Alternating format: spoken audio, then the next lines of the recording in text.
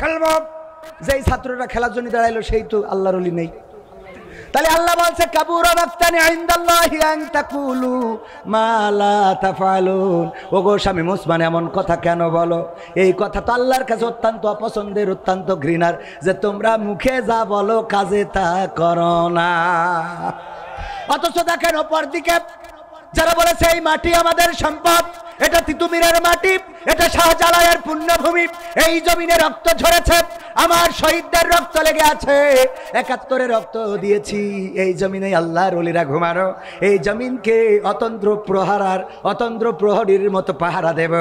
১ ইঞ্চি মাটি, আমার বাংলার মাটি, কোনো দাদার হাতে ছেড়ে দেব না। বলেন দেখি, ফাঁসির কাস্টে ঝুলাইছে, তাও কি পালাইছে কেউ? কথা কয় না পালাইছে কেউ?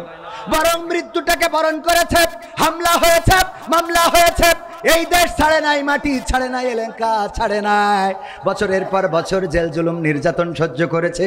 কোরআনের পাখি দেলোয়ার হুসাইন সাইদি দলমত নির্বিশেষে সবার প্রিয় মানুষ, এই প্রিয় মানুষটা কোরআনের পক্ষে কথা বলেছেন।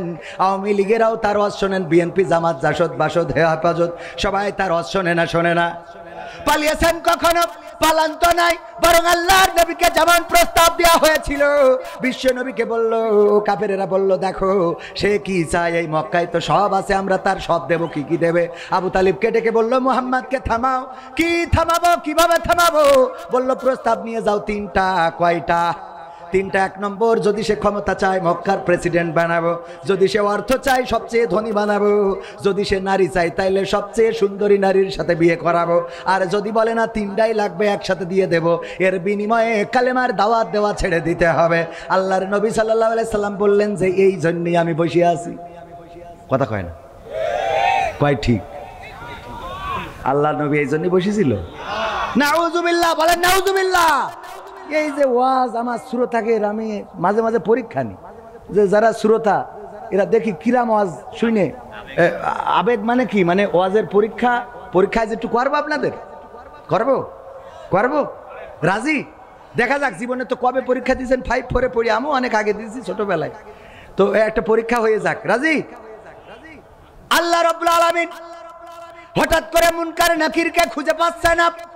আরে বাবা কি বিপদ, কত মানুষ মারা গেছে, কবরে যে সওয়াল করতে হবে, আর সেই সওয়ালের জবাব দেবে মানুষেরা। মান রব্বুকা ওমান দিনুকা ওমান নাবিয়ুকা, তোমার রবকে, তোমার দিন কি, তোমার নবীকে, কিন্তু মুনকার নাকির তো হারাই গেছে, খুঁজে পাচ্ছে না। আল্লাহ রাব্বুল আলামিন ফেরেশতায় একদল তদন্ত কমিটি বানাইলো, বলল 3 সদস্য বিশিষ্ট তদন্ত কমিটি, তোমরা তাড়াতাড়ি চলে যাও, খোঁজো খোঁজো খোঁজো, খুঁজে দেখো এক্ষুনি এত লাশ ডিবে পড়ে গেছে, ও কখন কি হইবে আনে।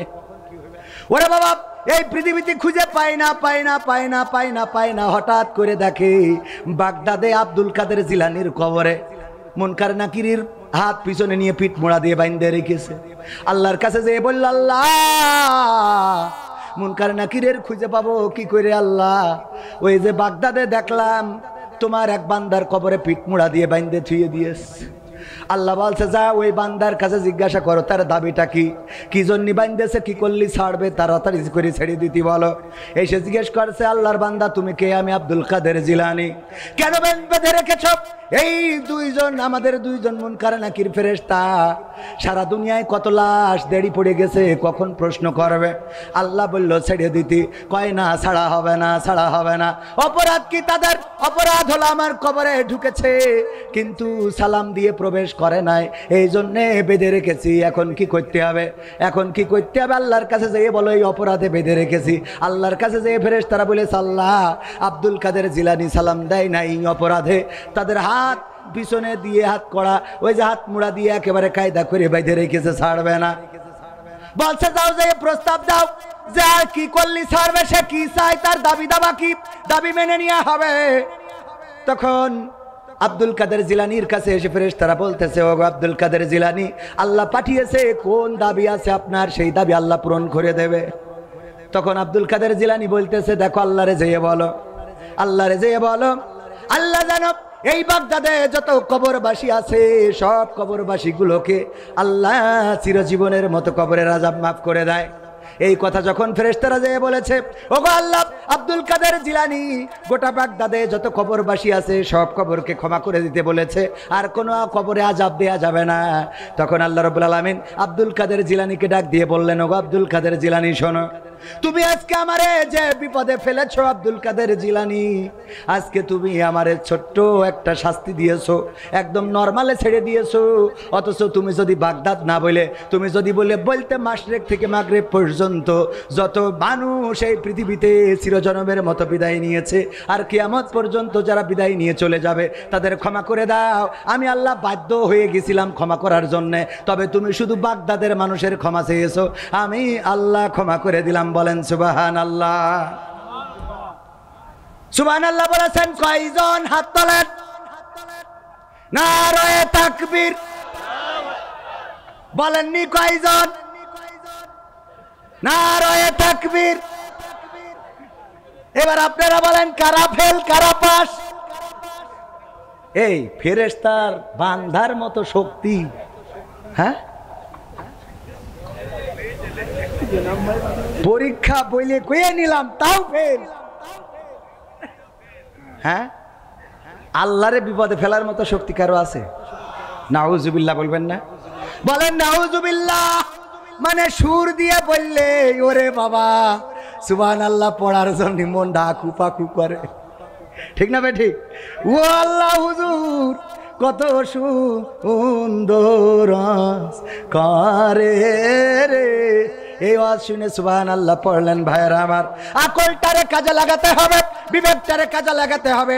আল্লাহর নবীর স্ত্রী বিবি খাদিজা রাদিয়াল্লাহু তাআলা আনহা ইন্তেকালের সময় বললেন, ওগো নবী গো, আপনার কাছে তিনটা আবদার রাখবেন কিনা বলেন। আল্লাহর নবী ডানে তাকায়, বামে তাকায়, আকাশের দিকে তাকায়। যখন আল্লাহর নবী সিগন্যাল পাইলেন যে ঠিক আছে, খাদিজা যে অনুরোধ করে অনুরোধটা রাখার জন্য জবানটা দাও। আল্লাহর নবী বললেন, ওগো খাদিজা বলো দেখি তোমার কি চাওয়া? বিবি খাদিজা রাদিয়াল্লাহু তাআলা আনহা বললেন, ওগো নবী গো, আমার চাওয়া হলো আমার মৃত্যুর পরে আপনি আমার কাফনের কাপড় আপনার জামা দিয়ে, আপনার কাপড় দিয়ে জড়িয়ে দিবেন। 2 নম্বর দাবি হলো ওগো নবী, আপনার আলগা গা দিয়ে আমার ওই কবরে একটু গড়াগড়ি দিবেন। 3 নম্বর দাবি হলো নবী গো, আমার বড্ড ভয় হয় মুনকার নাকির যখন এসে প্রশ্ন করবে, মান রব্বুকা ওয়া মান দীনুকা ওয়া মান নাবিয়ুকা, তোমার রব কে, তোমার দিন কি, তোমার নবী কে ছিল?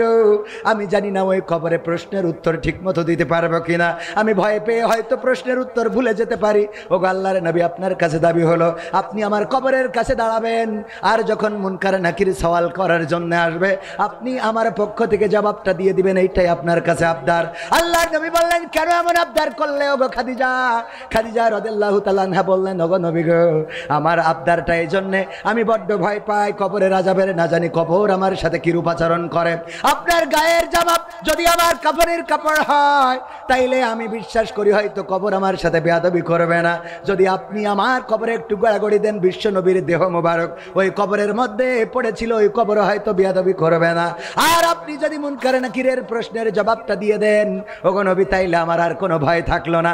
আপনি বলেছেন কবরটা হলো প্রথম গেট, এই গেটে যে পার পেয়ে যায় সে বাকি গেটগুলোই পার পেয়ে যাবে, কিন্তু এই গেটে যদি কেউ আটকা পড়ে যায় তার বিপদের শেষ নাই। ওগো নবী, আমি ওই গেটটাকে ভয় পাই, ওই গেটটাকে ভয় পাই। ওসমান রাদিয়াল্লাহু তাআলা আনহু যখন জান্নাতুল বাকিতে যেতেন, কবরের কাছে দাঁড়াতেন আর চোখের পানি ছেড়ে দিতেন।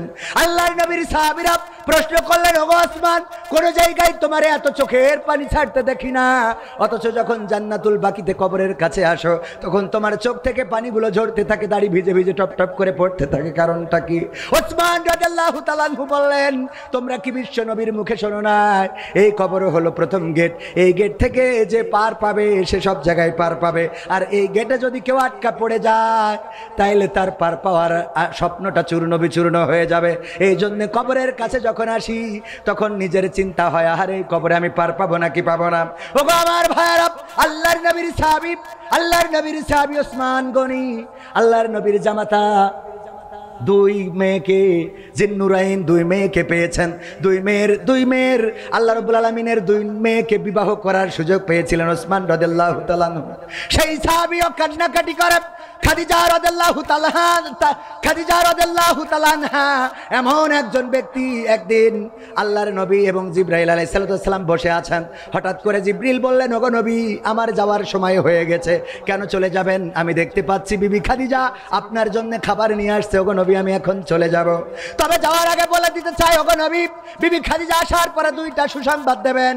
একটা হলো বলবেন, আমি জিবরাইল আলাইহিস সালাম আমি বিবি খাদিজাকে সালাম জানিয়েছি এবং আল্লাহ রাব্বুল আলামিন স্বয়ং বিবি খাদিজাকে সালাম বলেছেন। বলেন সুবহানাল্লাহ। আল্লাহর নবীর কাছে যখন বিবি খাদিজা আসলেন, আল্লাহর নবী বললেন, ওগো খাদিজা, তোমার জন্য আজকে দুইটা সুসংবাদ। একটা হলো ফেরেশতা জিবরাইল তোমাকে সালাম বলেছে, আর একটা হলো স্বয়ং আল্লাহ রাব্বুল আলামিন তোমাকে সালাম দিয়েছেন।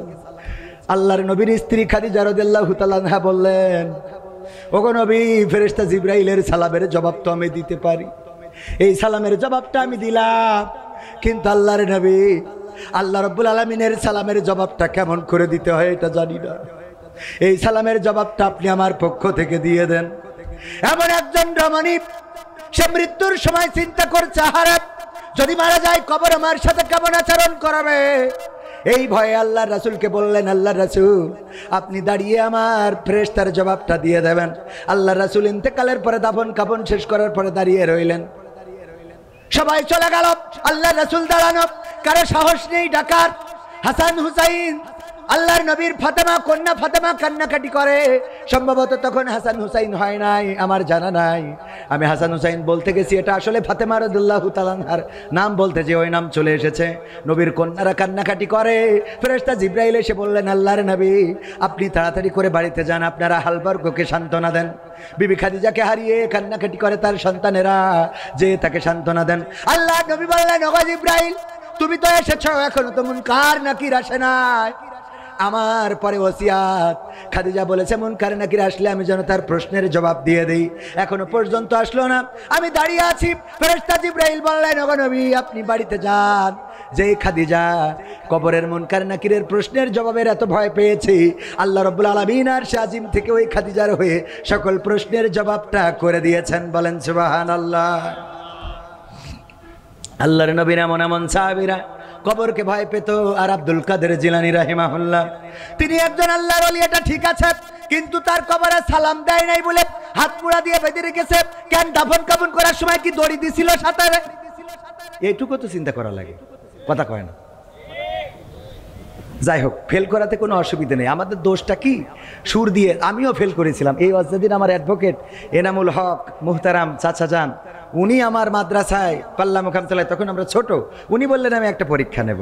তো উনি একটা পরীক্ষা নিয়েছিলেন, অবশ্য ওয়াজটা করেছিলেন অন্য ভিন্ন আর একটা ঘটনা বলেছিলেন। সেই ঘটনায় যে দম করে জীবন দিয়ে দিল, দম করলো, একজন কান্নাকাটি করতেছে লাশ নিয়ে, যে আমার সন্তান মারা গেছে, স্বামী মারা গেছে। এই একটা পুতা ছেলে, আমাদের যশোরের ভাষায়, অন্য দেশের ভাষায় নাতি বলে, যে আমার নাতিটা বেঁচে ছিল, তাও আল্লাহ নিয়ে গেল। তখন পীর সাহেব একটু দম করলেন, তারপরে ফু দিলেন, তো দাঁড়িয়ে গেল। বলেন সুবহানাল্লাহ। হ্যাঁ, তাও সুবহানাল্লাহ বলেছি। আমরা ওই দিন সুবহানাল্লাহ বলেছিলাম, এর জন্য ফেল করেছিলাম। আমরা ওয়াজ শুনবো, কিন্তু বুঝে শুনে হাত উঁচু করবো, মনে থাকবে?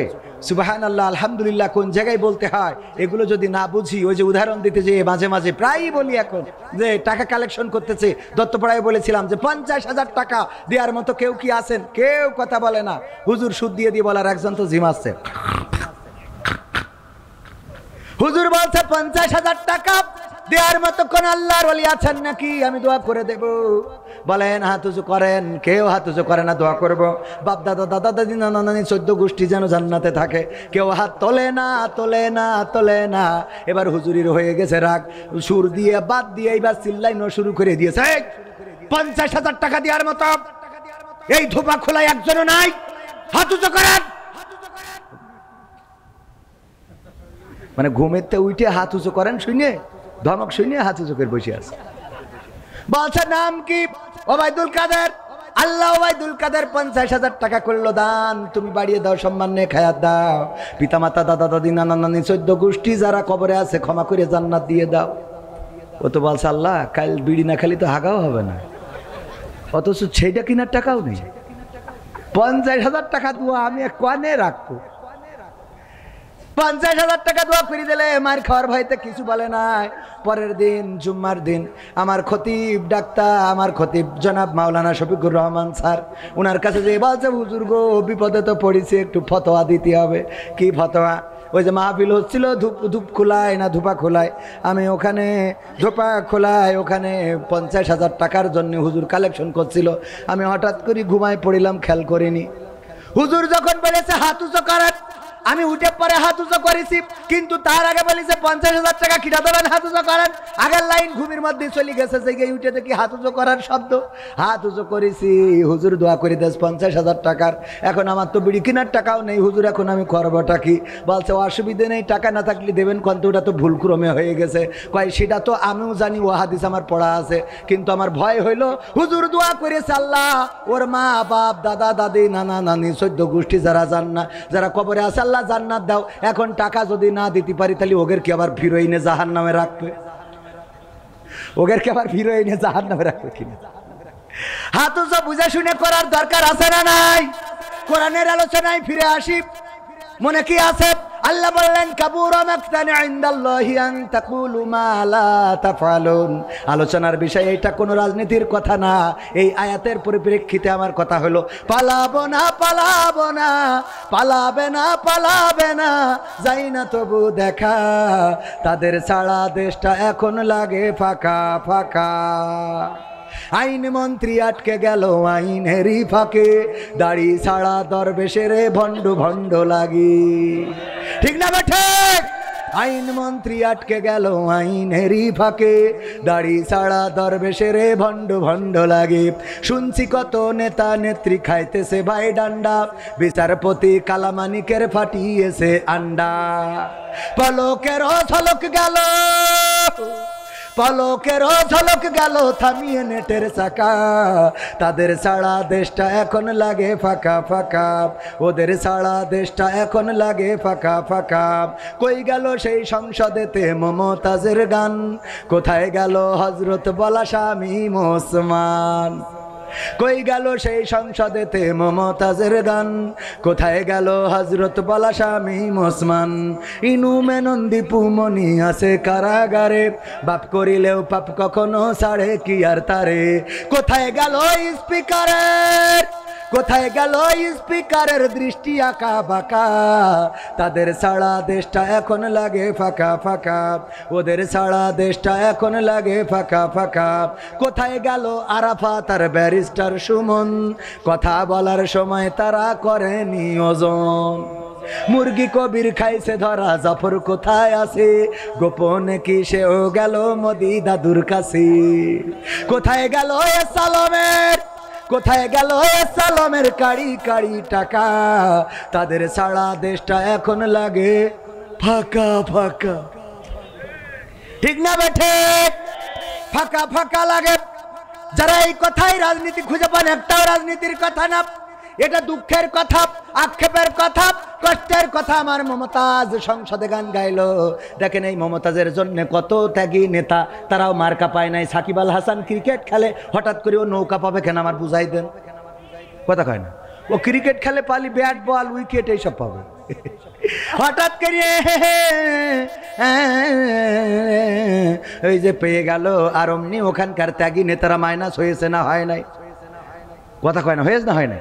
আমার ত্যাগের পক্ষে যারা মাইনাস হয়েছে, আপনারা তাহলে সারা জীবন দল করে করলেন কি? হঠাৎ সাকিব আল হাসান ক্রিকেট খেলতে খেলতে এসে যদিও মার্কা নিয়ে নাই, তাহলে তোরা রাজপথে থেকে লাভ ডাকি? কথা কয় না। এই মমতাজ গান গাইয়ে বেড়ায়, সেই মমতাজ কি করে পেয়ে গেল? কারণ ওই সংসদে বসে তেল মার্দন করলো, নেত্রীর নামে গান গাইলো, নেতার নামে গান গাইলো। আর যখন নেত্রী চলে গেল, আমার মমতাজ আপা একটা গানও গাইলো না। আমি বললাম তুই তো মনির খানের থেকে খারাপ। মনির খান যখন ওর নায়িকা চলে গেছে, অঞ্জনা অঞ্জনা, তুমি থাকলে না ভাত খেলে না, কনে গেলে তুমি ঘুমাইলে না, অঞ্জনা আছে না নাই?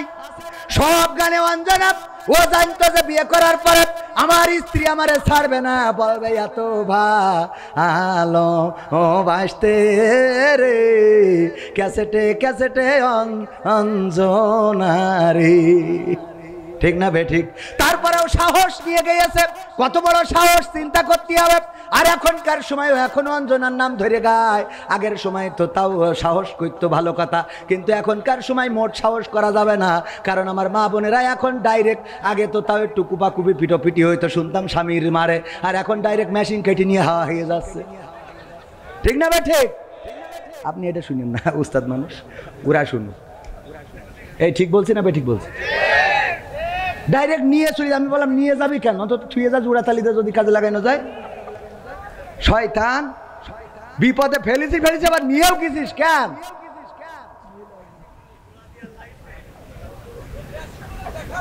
ভয়, তাহলে বুঝতে পারছেন এখন? পাগল, এসব ভয় রাখতে হয় মনের মধ্যে। একজন মানে স্ত্রীরা যে কি জিনিস আল্লাহ, ওই না ভালো মানুষ, ভালো মানুষ আলহামদুলিল্লাহ, অনেক ভালো, সবাই তো না, পুরুষরাও তো শয়তানের শেষ আছে নাকি, গায়ে পেট্রোল দিলে আগুন ধরাই দেয়, আছে না? হ্যাঁ, নিজেরা ফেরেশতা মনে করেন। ও কিডা কত বাড়ি যাই বলছে, ওট বলছে কেন, বলছে তোর নামাজ পড়তে হবে। কে তা বলছে হুজুর বলিছে যে যদি স্বামী স্ত্রী যদি নামাজ না পড়ে তা স্বামী জাহান নামে যাবে। তা বলছে তাও অসুবিধা কি? তাও অসুবিধা কি মানে? তোর আমি বিয়ে করে নিয়ে আসি, তোর জন্য আমি জাহান নামে যাবো? তুই পাগল পাইছিস নাকি? আমি বুঝি না, তা তো না। ওট, তা বলছে নামাজ তো তুমিও পড়ো না। বলছে আমার জন্য আমি জানো, তোর জন্য যাবো কে? আমার জন্য যাবো, তোর জন্য যাবো কে জন্য? পাগল পাইছ?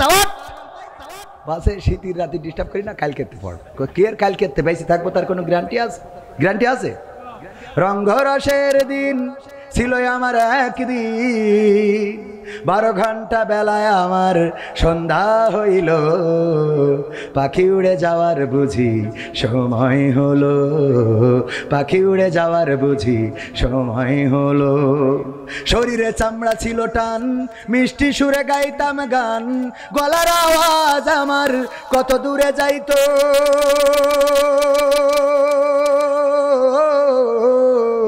শরীরে চামড়া ছিল টান, মিষ্টি সুরে গাইতাম গান, গলার আওয়াজ আমার কত দূরে যাইতো। পাইকা গেল মাথার চুল, কথা বলতে পড়ে ভুল, পাইকা গেল মাথার চুল, কথা বলতে পড়ে ভুল, চোখে দেখি গন্ডগোল, দন্ত নড়িল, পাখি উড়ে যাওয়ার বুঝি সময় হলো, পাখি উড়ে যাওয়ার বুঝি সময় হলো। ঘন ঘন আসে দম, চোখেতে দেখি কম, ভাবে বুঝি সময় আমার ফুরিয়ে এলো, ঘন ঘন আসে দম, কানেতে শুনি কম, পিছে পিছে জম আমার ঘুরতে লাগিল, খাটো হয়ে আসছে পাও, হীন হলো সর্বদাও, খাটো হয়ে আসছে পাও, হীন হলো সর্বদাও, ভাবে বুঝি সময় আমার ফুরিয়ে এলো, পাখি উড়ে যাওয়ার বুঝি সময় হলো, পাখি উড়ে যাওয়ার বুঝি সময় হলো। ঠিক না বে ঠিক? পুরা তো এত সুন্দর পরিপাটি, খাসায় আমার ছিল খাটি, দিনে দিনে খাসায় আমার জং ধরিল, এত সুন্দর পরিপাটি, খাসায় আমার ছিল খাটি, দিনে দিনে খাসায় আমার জং ধরিল, পুরাতন খাসাতে পাখি করে শুধু ডাকা ডাকি, পুরাতন খাসাতে পাখি করে শুধু ডাকা ডাকি, একদিন আমায় দিয়া ফাঁকি উড়িয়া যাইব, পাখি উড়ে যাওয়ার বুঝি সময় হলো, পাখি উড়ে যাওয়ার বুঝি সময় হলো। রঙ্গরসের দিন ছিল আমার একদিন, রঙ্গরসের দিন ছিল আমার একদিন, 12 ঘন্টা বেলায় আমার শান্ত হইল, পাখি উড়ে যাওয়ার বুঝি সময় হলো, পাখি উড়ে যাওয়ার বুঝি সময় হলো। ঠিক না বে ঠিক? ওগো আমার ভাইয়েরা, বললো কাল বেঁচে থাকবো, তার গ্যারান্টি কি? ওঠো, নামাজ পড়তে হবে। স্ত্রীর ওই শীতের রাত কষ্ট করে উঠাইছে, উজু করানোর পরে এবার স্ত্রী এসে বলছে নাও বলো এখন রাত 1টার সময় কোন ওক্ত কয় রাকাত নামাজ, কি সূরা পড়বো, দোয়া কি? বাসা যা হয় পড়, কে এখন আসতে কেন? এই বলো এখন রাত 1টার সময় কেন নামাজ? কেন নামাজ কয় রাকাত কি পড়বো সূরা ফাতিহা না হলে তুমি সামনে দাঁড়াও আমি ইক্তেদাই তু ভেজাল ইমাম ও জানে যে এই ইমাম সঠিক না ইক্তেদাই তু কি ইমাম ভেজাল ইমাম সামনে যাও আমি পিছনে দাঁড়াচ্ছি তবে চোরাম করছিস কেন কাল খেতে পয়সা নে আমল করা হয়ে গেছে আছে না নাই আল্লাহর ওলিরা আবার বলে হুজুর দোয়া করে দেন আমার স্ত্রী সিরিয়াল আসক্ত যেন স্ত্রী পরহেজগার হয়ে যায় ও যে সিরিয়াল আসক্ত আর তুই তো চার দোকানে ওই যে মকসেদের দোকানে যে এক বসায় 3 ঘন্টার ওই ঐশ্বরিয়া করিনা কাপুরের ছবি মেরে তারপরে বাড়ি আসো তুমি ঐশ্বরিয়া রায় কারিনা কাপুর আর আমার আমির হামজা ভাই বলেছিল রাশ্মিকা মান্দানা দেখবা আর তোমার বউ ওই তাহাজ্জুদের নামাজে যায় নামাজে পড়ে তোমার জান্নাতে নিয়ে যাওয়ার জন্য দোয়া করবে পাগল পাইছাও নাকি কথা কয় না তুমি ওইনে বসিতে পরিমণি মারি বেড়াবা আমার যুবকরাও আছে বিয়ের আগে আরে বাবা পিছনে একটা নিয়ে লাইলাতুল ফেব্রুয়ারিতে ওরে গিয়ার গদখালি কোথায় লাইলাতুল ফেব্রুয়ারি গদখালি যে বলে তুমি এসেছে বলে আকাশ এত নীল ও আসার আগে লাল ছিল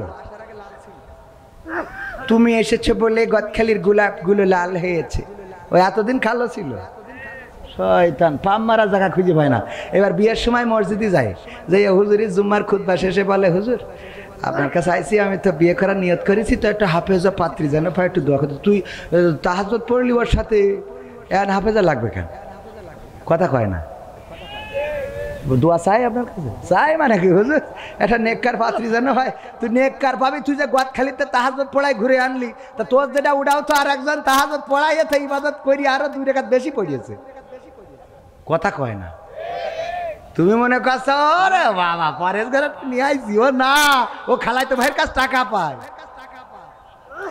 কথা কয় না শয়তানরা নিজেদের জন্য ভালো হওয়ার দরকার আছে না নাই নিজের চরিত্র ভালো রাখলে তোমার জন্য আমার নারীরাও চরিত্র ভালো রাখবে স্বামীরা যদি ভালো হয় স্ত্রীরা ভালো হবে আজান দিলে স্বামী যদি মসজিদে যায় স্ত্রীরা উজু করে সে যায় নামাজে দাঁড়াবে আর যদি আল্লাহর ওলি সকালবেলা উঠে চোখ মুস্তি মুস্তি বুড়ি এক কান ধরাই নিয়ে চার দোকানে বসে তাইলে তো বেকায়দাও জাত গেল বলো এ কোন আজব কারখানা জাত গেল বলো আমাদের আকিজ কলেজের এক টিচার ছিল বলতেছে ভাই একটা দুঃখের কথা কি বলবো আমার চাচা ছিল সমবয়সী বিয়ে করার পরে আমার চাচি আমার চাচার কোনোদিন কিস করতো না মানে বাংলায় বলে চুমো খাইতো না এইটা না করার কারণে একদিন অভিযোগ করতেছে দেখছো তোর চাচির যদি বলার সুযোগ হয় তাহলে বলিস যে চাচার হক এইভাবে মেরে দিচ্ছেন কেস জন্যে কি হক চাচা বলছে দেখ সমবয়সী বলাই যায় আমার ঠোঁটের কাছে ঠোঁট নীতি দেয় এই না রে এইবারও বলেছে চাচি গো আমার চাচা তো বন্ধুর মতো সম্পর্ক একটা কথা একটু প্রকাশ করে বলেই ফেলাইছে আপনার ঠোঁটের কাছে ঠোঁট নীতি দেন না আর ঠোঁটের কাছে আপনার ঠোঁট নেন না কেন বলছে দুঃখের কথা কি বলবো ভাতিজা বলে যখন আমু বলি লজ্জা ভেঙে তো চাচা বিড়ি সিগারেট খেয়ে মুখ যা করে রেখেছে ওর পাশার কাছে ঠোঁট নেওয়া যায় তা মুখের কাছে না সহ্য না করে পারবেন কি করে আছে না নাই এখানে বিড়ি খান কিডা ও সব তো আল্লাহর পরহেজগার পীর সাহেব কেউ খায় না যদি না খেয়ে থাকেন আলহামদুলিল্লাহ আর যদি খান আজকে থেকে ছাড়েন তা না হলে বলো অন্য কিছু ছাড়তে হবে রে মনে থাকবে ইনশাল্লাহ আপনি সুন্দর করে দাঁত ব্রাশ করিয়ে লিপজেল লাগায় ঠোঁটটা কায়দা করে মাখো করে রাখেন দেখেন তো স্ত্রী হক আদায় করে কিনা আমি ওইটা বলছি না হক আদায়ের কথা বলছি করবে না বিড়ি টাইনে ওরে বাবা সুসমল্য অত গন্ধ করে মসজিদে দেখবেন বেনামাজির পাশে দাঁড়ালি যেই আমিন বলে মনে হয় নামাজ ছেড়ে চলে যায় পরে 2 দিন পরে এসে পড়বানে আছে না নাই এই আবার গিলার ভাঙছে কিটা এই ঠিক বললাম না ঠিক বললাম এইগুলো পরিবর্তন হওয়ার দরকার আছে না নাই তুমি যদি গু খাও ও তো পায়খানা এমনিই খাবে যে যেমন সে তেমন পাবে, কোরআনের কথা ভাইয়েরা আমার। এই জন্য পরিবর্তন দরকার আছে না নাই? পরিবর্তন আমাদের দরকার। পরিবর্তন তো নারীরা হইতে চায়। একবার আমার আব্বা বলতেছে, ওয়াজ শুনেছে যে ওগো নারীরা, তোমরা যদি পারো স্বামীর চুল দিয়ে পা মুছাইয়ে দিবা, তারপরে ঘুমাবা। এই ওয়াজ শুনে একজন মহিলা ধুপা খুলার, সে যেই আগে স্বামীর চুল দিয়ে ইচ্ছা মতো পা মুছাইয়েছে, ডইলে ডইলে মুছাই তারপর শুয়েছে। শুয়ার পরে গন্ধের জ্বালায় বাঁচা যাচ্ছে না। গন্ধটা গন্ধ, দুর্গন্ধ। কিসের দুর্গন্ধ? পায়খানার গন্ধ। কোথা থেকে আসে?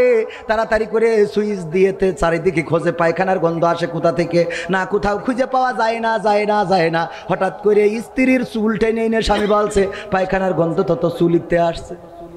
তো বলছে, তা আসবে কেন? তা আসবে কেন তুই জানিস, আমি কি করে খাবো? আমি তো অন্যায় কিছু করিনি। হুজুর বলল যে স্বামীর চুল দে পা মুছাবাব।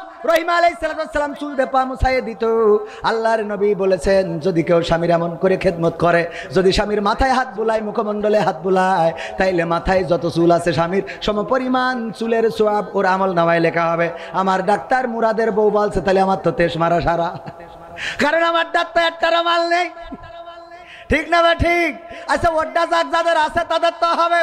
ওগো আমার ভাইয়েরা, ওই স্ত্রী বলতেছে, দেখো আমি যখন হুজুরের এই কথাটা শুনলাম, তখন এসে তোমার চুল দে পা মুছাই, তারপরে আমি শুইছি, এই হলো আমার অপরাধ। বলছে, ওই জায়গায় তো খানা হয় না।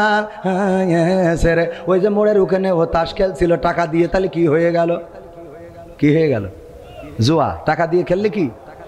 কাঠ খেলছিল টাকা দিয়ে, রুইতন হাটতন টিকা, রাজা বাদশা মার। ওরে বাবা, হঠাৎ করে আর্মির গাড়ি এসে দাঁড়াইছে, আর অমনি বুঝতে পেরেছে খেলা ফাইনাল, এখনই গান গাওয়া লাগবে, তার থেকে আগেই দৌড় দিই। ও জুতো পাই দেয় নাই, গান গাওয়ার ভয়তে জুতো না পাই দিয়ে দৌড় দিয়েছে। বাগানের নিচে দিয়ে গিয়েছে, কিডা ছেড়িয়ে রেখেছে, চটকাইছে, চুপ করে শুয়ে রয়েছে। আর ওই দিন মুছাইছে কাঁদবে। পরের দিন আমার মা বোনেরা, ধুপা খোলার মা বোনেরা ডেকে বলছে, হুজুর ওয়াজ করা তো শিখেছেন, টাকাও তো ভালো নেন, কিন্তু কোন লাইনে ওয়াজ করতে হয় এখনো বোঝেন না। আপনারা আমাদের বললেন যে স্বামীর চুল দিয়ে পা মুছাই দেবেন। আমরা তো অবলা নারী, আমরা স্বামীর খেদমত করার জন্য চুল দিয়ে পা মুছাতে আপত্তি নেই, কিন্তু ওদের একটু বলে দেবেন যে ওই বাহাত্তারারা যেন টিউবওয়েলের পাটা ধুয়ে তারপর সই, পাটা অন্তত ধুয়ে যেন সই। আজকালকের ছেলেরা বই নিয়ে আর বসে না, ও বাবা গুগলে সার্চ করিয়া পড়ি। ওরে একালের মেয়েরা কোরআন হাদিস ধরে না, এখনকার মা বোনেরা কোরআন হাদিস পড়ে না। ও আল্লাহ, টিকটকে ভিডিও ওরা করে। আজকালকের ছেলেরা বই নিয়ে আর বসে না, ও বাবা মোবাইলে সার্চ করিয়া পড়ি। আগের সময় প্রেম করিলে আমার শফিকুর রহমান ভাই বলতো পাইছো কি, এখন বলে শখ করিয়া বাবু তুমি খাইছো কি? বলে না, বলে না, বাবু তুমি কি খেয়েছ? না খেলে খেয়ে তারপরে ঘুমায়, টেক কেয়ার, টেক কেয়ার। আরে বাবা, কলা দেননি, বুড়ো দাঁড়িয়ে গেছে বাবু, আছে না নাই? আগের সময় প্রেম করিলে আমার মুরব্বীরা বলতো পাইছো কি, এখন বলে শখ করিয়া বাবু তুমি খাইছো কি? লজ্জা শরম নাই, আইলাম কোন জামানাই, লজ্জা শরম নাই, আইলাম কোন জামানাই, ভবিষ্যৎ দেখি অন্ধকারে। আজকালকের ছেলেরা বই নিয়ে আর বসে না, ও বাবা গুগলে সার্চ করিয়া পড়ি। নতুন করে হয়েছে চালু এখন আবার কোন ট্যালেন্ট, পরিচয় করাই দেখি এই আমার গার্লফ্রেন্ড। আছে না নাই? গদখালি যদি হঠাৎ করে দেখা হয়, বুরকা বলা, পিছনে বাইকের পিছনে সালাম দে।